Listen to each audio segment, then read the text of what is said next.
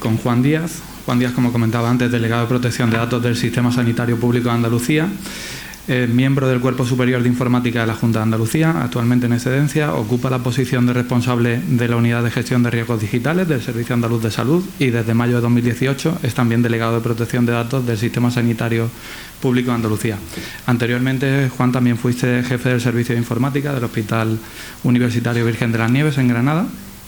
Reúnes algunas de las principales certificaciones profesionales también en el sector en materia de seguridad de la información, tales como CISA, CISEMED y SACA, además de otras titulaciones.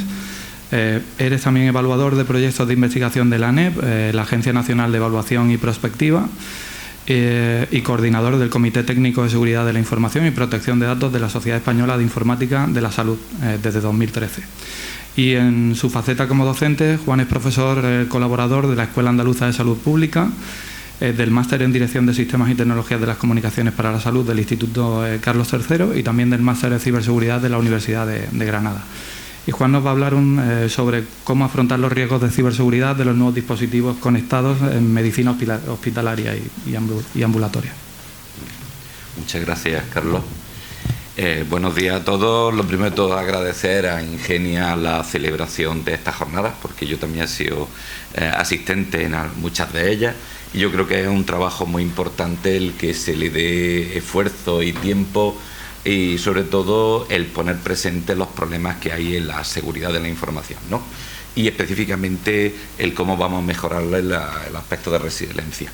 Como es lógico, también agradecer quien nos aloja la Confederación de Empresarios de Andalucía, y sobre todo también el que la Consejería de Economía, Conocimiento, Empresa y Universidad, que es un nombre así complicado, pues también durante todos estos años también lo haya impulsado y que nos dé pie para estar. Bueno, yo he titulado mi presentación Sin Fronteras, porque es un poco lo que nos va ocurriendo y también es un poco lo que en nuestras organizaciones sanitarias va ocurriendo a lo largo del tiempo. Antes teníamos una visión y solamente para nosotros cuando hablamos de seguridad es cuando se nos rompe normalmente los temas, es decir, cómo invertir dinero en algo que no se manifiesta en nada evidente, es decir, gastar dinero para que no ocurra nada es un tema complicado y es difícil venderlo, por ejemplo, a una organización sanitaria donde lo trascendente es curar vidas. Pero cada vez tenemos que ser conscientes de las consecuencias que están generando. Ahí no me voy a parar mucho.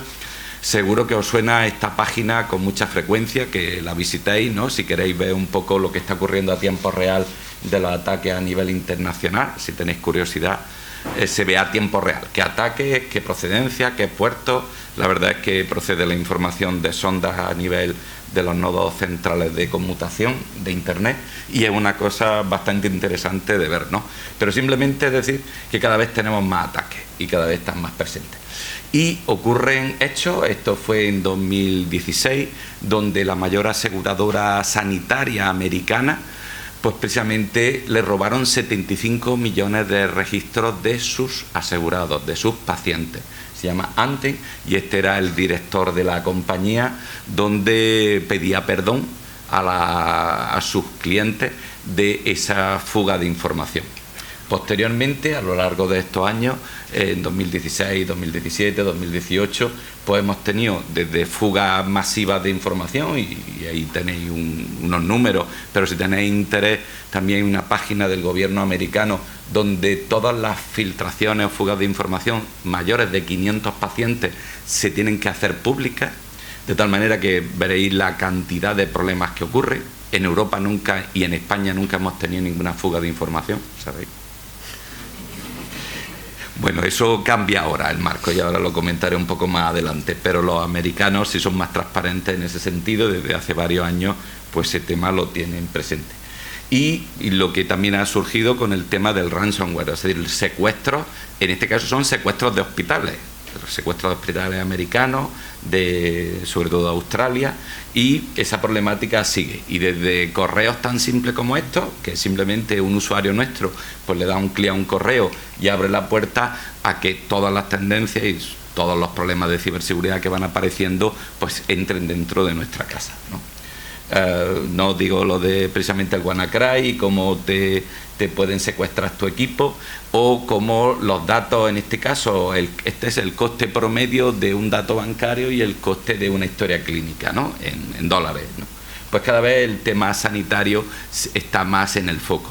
Hay un informe de la Sociedad Americana de Industria de Tecnología en el tema de salud, donde es de 2017, donde decía que la ciberseguridad en el marco de salud estaba en estado crítico. Este informe lo podéis encontrar, y aquí estaban un poco las justificaciones, y fijaros que estamos hablando de Estados Unidos, ¿vale? También hay un instituto que se llama ECRI, que a lo largo de los últimos 10 años viene publicando los efectos adversos sobre los pacientes. Sabéis que los sanitarios matan pacientes. Sabéis que por descuidos, por errores, al final terminamos, el sistema sanitario, sabéis que al final, o por una infección sobrevenida, terminamos matando pacientes. Bueno, pues como la tecnología también mata pacientes. Este informe, que esto es de 2018, del ECRI Institute, pues veis que aspectos están considerados en los 10 más frecuentes, y en este caso aparecían tanto los aspectos de ransomware. Sabéis que, por ejemplo, en 2017 se quedaron 16 hospitales ingleses totalmente bloqueados y que hicieron el cierre. Fijaros que eso no hubiera ocurrido a nuestras organizaciones presentes aquí. O el tema de interconexión. Merece la pena ver cómo la tecnología también está impactando sobre el día a día de nuestras organizaciones sanitarias.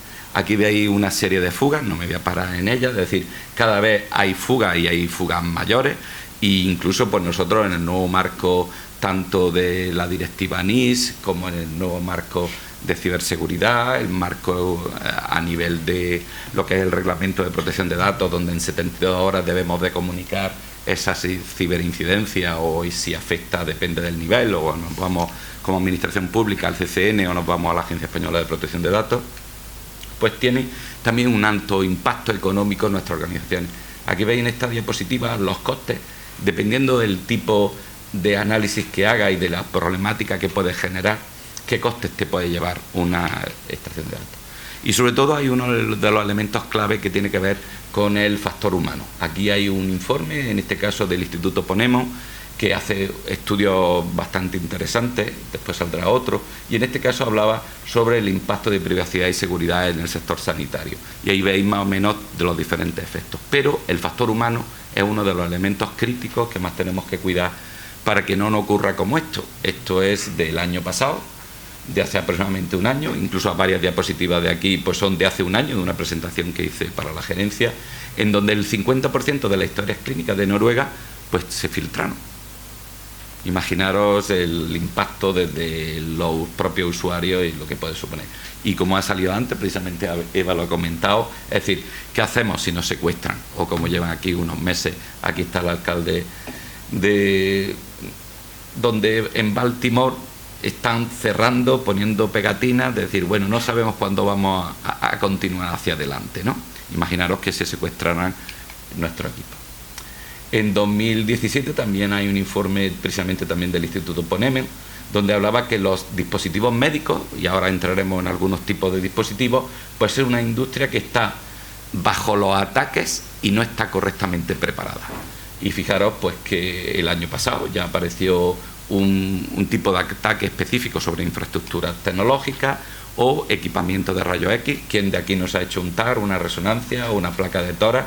Pues imaginaros que al final todo eso lo que llevan son equipos informáticos dentro y pueden causar problemas, como a mí me ocurrió hace ya muchos años en el hospital, donde un equipo nos colapsó la red porque se convirtió por defecto como gateway por defecto de la red y colapsaba todo el tráfico. Decidió un equipo de un TAC que él era el router de salida de toda la organización y concentraba todo el tráfico. Entonces hubo que aislarlo para que no nos colapsara. Pero igual que en un equipo de rayos X, pues un ecógrafo, que es una cosa todavía más sencilla, pues también tiene vulnerabilidades, y aquí las tenéis, no me voy a parar. O el último equipo de General Electric, que tiene unos TAC increíbles, o una resonancia, pues también seguimos teniendo problemas. En esta diapositiva está el coste de las brechas de seguridad en el ámbito sanitario, que son mucho más altos que en otros sectores. Es decir, el impacto para nuestra organización dentro de lo que serían las consecuencias de problemas relacionados con la ciberseguridad es muy alta. Y me voy a 2 semanas atrás. Hace 2 semanas, el martes el día 11 de junio, pues aparecieron, sabéis que los martes periódicos donde aparecen las vulnerabilidades de los parches de Microsoft, pues en este caso había 11 vulnerabilidades críticas. Espero que todos los presentes de hace 2 martes para acá hayáis actualizado vuestros equipos, porque 13 de ellas, incluyendo otras secundarias, son ataques específicos contra las personas que tienen que tener, fijaros que se considera crítica, alto impacto, y que Adobe tiene otro. Y esta semana pasada había una vulnerabilidad tanto del navegador de Mozilla como también del Thunderbird, del gestor de correo. Es decir, que nos encontramos en una situación continuamente con diferentes evolución, y también nuestras estructuras han evolucionado de tener ese CPD controlado o algo físico a algo que está más difuso, algo más que está en esa nube, ¿no? Se ha comentado antes que la evolución, no tanto porque incluso tú la quieras hacer directamente de tu infraestructura, sino los nuevos servicios y las relaciones con nuestros proveedores cada vez va a un marco más difuso, y no voy a entrar. Es decir, tenemos proveedores que, incluso como los propios prestadores de servicios, es decir, nosotros tenemos encargados de tratamientos, si lo hablamos en materia de protección de datos, como son las empresas radiológicas, laboratorios que trabajan para la organización, pero claro, están trabajando a través, vamos a llamarle, de Internet, a través de las nubes, y cada vez tenemos más repositorios de información que no son directos, ¿no? Y igual que los servicios de emergencia o los accesos remotos. Y cada vez tenemos más dispositivos que los llevamos dentro, como estos que son implantables, y seguro que os suena ese marcapasos donde hace 2 años esta marca, que incluso en Europa también ha dado lugar a un informe urgente del Ministerio de Sanidad, donde hay que parchearlo urgentemente, porque son muy fácilmente hackeables. Imaginaros que un marcapasos le hagan una denegación de servicio o te lo desconecte, ¿no? Y cada vez la tecnología conectable está presente. Abajo veis, por ejemplo, el mecanismo FLAP de medición de insulina, de medición de la glucosa para el tema de los diabéticos, que ahora mismo tenemos 50.000 andaluces que ya lo llevan en el brazo. O sea, ese dispositivo y ese lector, realmente esos datos se están retransmitiendo a una nube, hay un marco como lógico legal de medidas de seguridad, pero si ese dispositivo, que al final lleva un microprocesador, ese microprocesador está hackeado o es capaz de soportar algo que tú no controlas porque te lo está dando un tercero, un fabricante, pues podemos tener riesgos importantes. Aquí tenéis un poco los 3 cosas, el marco típico, ¿no? Es decir, lo que son dispositivos que incluso trabajan en el día a día, como son las bombas de difusión, el tema de los dispositivos que implantas, desde un páncreas artificial hasta lo que es el propio marcapasos, o incluso para quitar el dolor. Hay dispositivos que se implantan que son neuroestimuladores, que lo que sirven es precisamente para quitar los dolores crónicos, ¿no? Pues todos esos dispositivos son radiocontrolables, porque normalmente no le vas a enchufar un cable a algo que precisamente tiene que facilitar la vida. Traigo aquí uno de los informes del año pasado de AUA sobre Internet de las Cosas, que recoge muy bien en los 10 apartados, no me puedo esperar, pero simplemente era para tenerlo como referencia, de los 10 puntos más críticos de impacto en esas tecnologías, ¿no? Desde nuestra televisión conectada, nuestro router o nuestro balanza que nos mide el peso, o desde un reloj variable donde tú estás midiendo la frecuencia cardíaca y el ejercicio. Y yéndolo a nuestra organización, que después esos dispositivos hay que conectarlos, una de las cosas que quería comentar es la trascendencia que tiene el tema del aislamiento y separación de las redes. Es uno de las medidas de seguridad más importantes, y comento, es decir, cada vez tenemos en relación con terceros que los fabricantes generan sus propios ecosistemas, su propia red de conexiones y de interconexión entre, imaginaros, una consola donde se ven las imágenes de rayos X y su tag, pero también sobre su dispositivo de almacenamiento. Y normalmente cada fabricante, pues ya sean equipos electromédicos, bombas, monitorización en la UBI. La UBI normalmente están no hay cables físicos en unos niveles, pero en otros fundamentalmente están conectados por wifi o con diferentes niveles. Y solamente un poco lo que os quería trasladar en esta diapositiva es la trascendencia que tiene los mecanismos de aislamiento y de virtualización de redes. Es decir, es un elemento crítico, lo puede hacer tanto a nivel físico, pero o porque el fabricante te lo demanda, pero tiene que estar integrado. Y una de las cosas fundamentales es precisamente esa capacidad de aislamiento y de control del tráfico de lo que ocurre entre ellas, de tal manera que tenga esa contingencia. Aquí veis, por ejemplo, un sistema de gestión de imagen médica, cuando lo tienes, por ejemplo, aislado y separado por capas, o cuando lo tienes horizontal. Y eso se nos va complicando cuando los propios proveedores de esos equipos también piden acceso para su gestión remota. Es decir, ¿por qué? Porque también tienes que hacer mantenimiento, tienes que hacer parcheado. Entonces eso complica la conectividad y al mismo tiempo tienes que permitir esos accesos remotos. Y por ejemplo, en este ejemplo que traigo aquí, que es de la siguiente, difusión, tiene que ver por ejemplo con las bombas de difusión. O sea, las bombas de difusión sirven para un montón de cosas en un hospital, pero realmente están conectadas a Internet.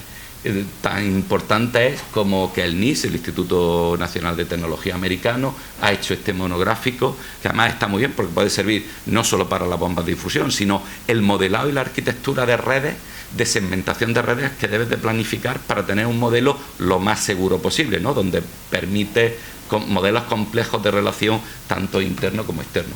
Y como un poco, que yo no voy a comentarlo, simplemente de pasada, lo que son el tema de los sistemas de control industrial.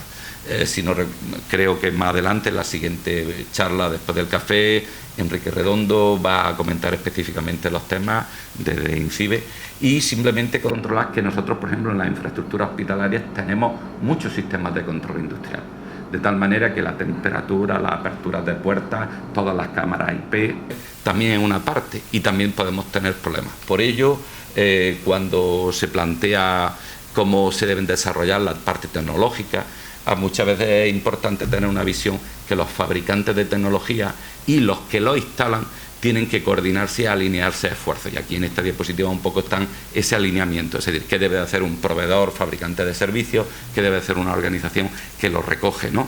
Tanto en la definición en los pliegos, sobre su control periódico, sus obligaciones de revisión o auditoría, en fin, aquí veis un poco esos detalles. Porque ciberamenazas parecen nuevas, contra esto tenemos marcos que nos ayudan, o sea, los marcos de cumplimiento son fundamentales, no me voy a parar mucho, igual que el NS o el marco del NIS en el tema de ciberseguridad, ciberresiliencia, desde hace 5 años que viene definiendo el plan general sobre cuál es la metodología a la hora de abordar el mundo, o como el marco europeo, ¿no?, que ya lleva 3 años, aunque en vigor 1, pero realmente nos está obligando a que seamos capaces de demostrar proactivamente, esa responsabilidad proactiva, es que de verdad lo estamos haciendo bien, de tal manera que tengamos evidencia. Y eso también es un cambio importante porque obliga a que las organizaciones sean más conscientes en las obligaciones. El marco de infraestructuras críticas y un poco todo lo que se está haciendo, tanto desde INCIBE como desde diferentes llamémosle normalizadoras, agencias normalizadoras, para que estos temas estén presentes. Incluso nosotros desde el año pasado se instaló precisamente en el Hospital Virgen de las Nieves de Granada un sistema de control industrial, de vigilancia, una sonda SAT-ICS que lo ha proporcionado el CCN, de tal manera que esos equipos tienen que estar también un poco en vigilancia. No voy a entrar precisamente en la especificidad porque estamos, por ejemplo, acostumbrados a gestionar, vamos a llamarle, la TI normal, pero cada vez se va produciendo un poco más la poca diferenciación entre lo que es la tecnología del control industrial y la tecnología de la propia gestión de la información, de tal manera que cada vez están más acoplados. Y ese borrado, esas sin fronteras que comentábamos, también está cada vez más presente. Y, por ejemplo, en estos últimos años, estos últimos 8 años, se planteaban cuáles eran los retos para los CISO respecto a cuáles eran los problemas más importantes y cómo ha evolucionado. Está claro que siempre la falta de dinero y de financiación es un tema, el tema de tener personal especializado es otro, y el tema de que están apareciendo continuamente nuevos ataques, nuevas técnicas que nos pueden hacer, de tal manera que puede hacer daño y que cualquier dispositivo puede estar presente. un poco de resumen y un poco de las labores que yo he hecho anteriormente. Tiene que ver un poco cuáles son los aspectos críticos o claves que tú tienes que tener en una organización. No me voy a parar en ello porque no es el momento, pero solamente resaltar tal vez el último, que es un poco donde yo estoy más implicado desde este año pasado. Es decir, tenemos que hacer el tema de cumplimiento y además una visión de cumplimiento en todos los aspectos. Es decir, no es solamente cumplir el RGPD, sino que tienes que cumplir tu propia normativa interna, tienes que ser capaz de organizarte. Muchas veces los problemas, hemos dicho que la mayoría de los problemas tienen que ver con la persona o con las organizaciones de las personas, más que incluso los errores tecnológicos, y tienes que tener un mecanismo de supervisión y continuidad.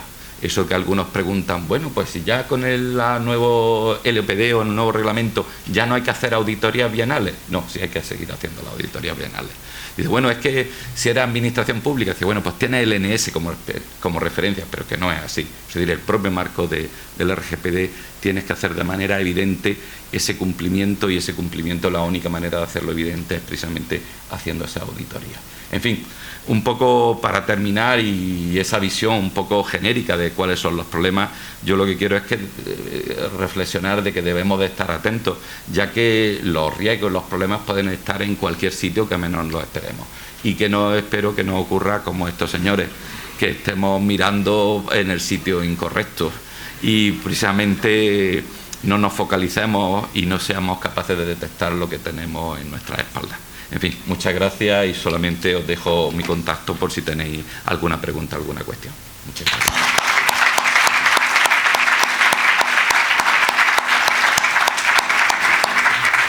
Estupendo, Juan, muchas gracias.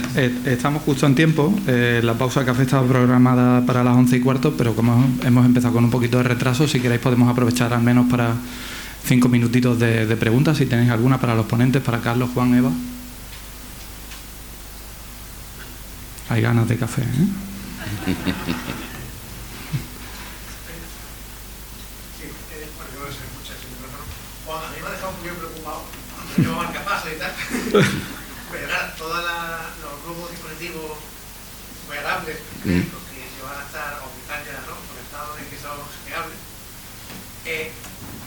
los fabricantes, hasta donde tú sabes, ¿tienen algún plan interno para bueno, proteger estos dispositivos para que no sean tan vulnerables?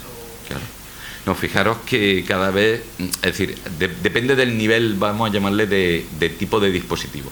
Si es más de tipo más médico, más avanzado, sí hay orientaciones, incluso hay un marco de certificación en materia de ciberseguridad, en este caso se llama el UL 2900, que es una normativa específica, llamémosle, es canadiense-americana, están adoptadas y la FDA la ha adoptado, pero eso sería para decir, para los dispositivos intrahospitalarios, vamos a llamarlo así, ¿no?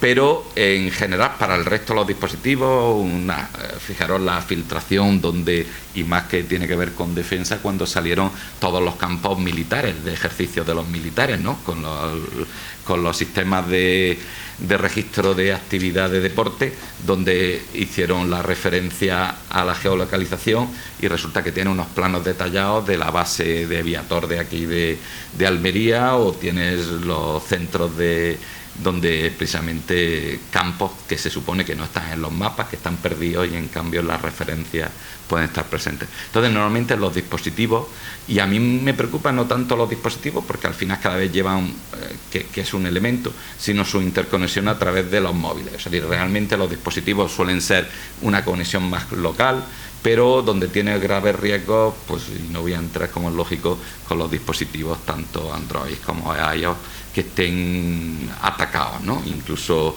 los problemas relacionados con banca, el tema del segundo factor, el tema de eso. Y eso sí me preocupa más, porque en ese aspecto todavía nos queda, y yo creo que incluso se pagará por las redes seguras, por dispositivos seguros, igual que pagamos ahora por coches seguros.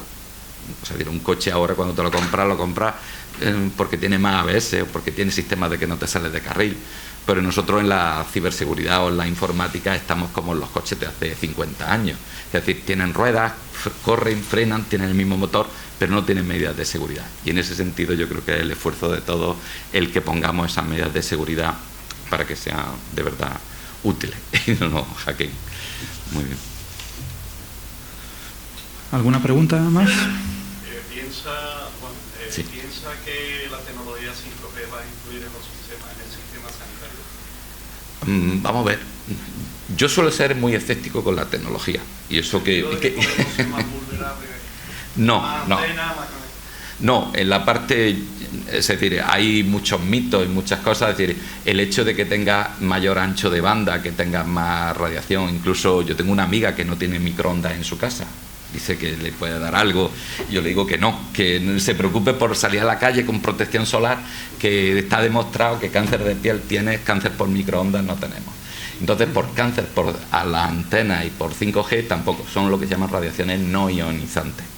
Entonces no hay para la salud efectos, y el impacto que puede tener es que, es decir, si tú tienes mejores comunicaciones con menos retardo, que sería un poco en conclusión lo que tiene el 5G, ¿no? Es decir, tú tienes mayor ancho de banda con menos retardo, pues sí va a ser más útil. Entonces, que yo, como el anuncio que sale, que me ponga a operar desde aquí a un paciente, yo no lo haría de entrada, pero ni me ofrecería de paciente que me operaran. Pero imaginaros lo que no sé si aquí hay alguien de los militares, pero me refiero del ámbito militar, pero ellos, por ejemplo, en sus equipos que hay a nivel mundial de despliegue de equipos navales, hospitales móviles, todo eso sí lo utilizan ampliamente. Es decir, que la tecnología te está ayudando sobre todo para soporte a la decisión, exploraciones, analíticas, y en ese sentido sí se va a avanzar. En fin.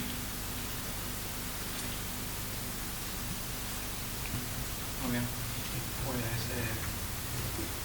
Cerramos aquí el panel. Si os parece, agradecemos una vez más a los ponentes la participación y la intervención de cada uno, y pasamos ya al café. Muchas gracias.